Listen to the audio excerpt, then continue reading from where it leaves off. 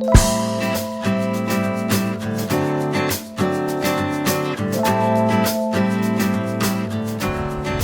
guys, we're here on a factory job that we've got going on, and it's an 80 mil fleece, and it's about 50,000 square foot, a little bit over, and we've used a bunch of the Board Max kits and the CR-20 kits. So in this video we're going to show you how to disable a kit so that you can throw it in either a dumpster or your landfill or wherever. So what we've done is we separate all of our old kits. So we've got a big dumpster full of old kits. We crane it down, and then what we're going to do now is we're going to show you what to do with the kit once it's empty. Both these boxes are empty, and now we've got to throw it away. Usually one kit will run out quicker than the other. So in this case, then the Board Max, it's the A usually runs out, and so we're going to go through the process. So go ahead and he's going to go ahead and do it, and we're going to explain. The first step would be to like shut the valve off to disable this kit. So he's going to shut the valve off so that no more pressure is on the hose, but then you've still got pressure that's in the hose. And for this, usually we're in kind of a clean parking lot, so we're not gonna, hang on a second, let me show them the gun.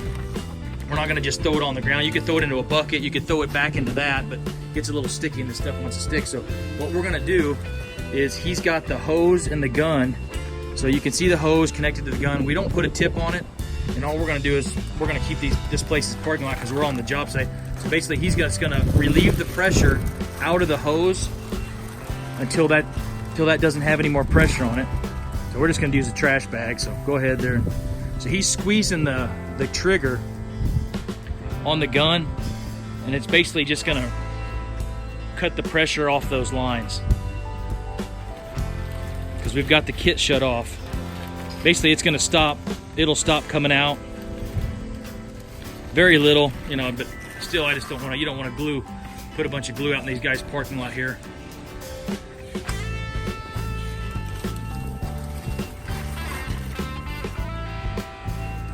So you can take a wrench and back these off. We've been kinking the line and cutting them because I think it's quicker. So what he's going to go ahead and do is he's going to kink the line. Notice he's got safety glasses on.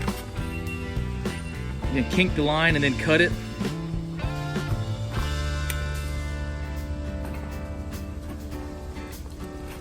And then you see he's got it, hold on, don't let go of it yet. He's holding the line like that, and he cut it close to the base because this was already shut off. And then if there's any, you can see it dripping out, any remaining pressure, he can release that line back into the bag, or let it just drip right in the bag. Just a little bit of pressure was on that and just came out. So pretty simple. We think it's a little faster than trying to back them all off with a wrench.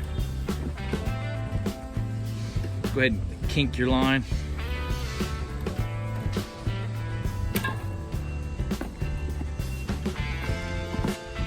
Then he just unfolds it in the bag, no big deal. Now basically the hose kit could be thrown away.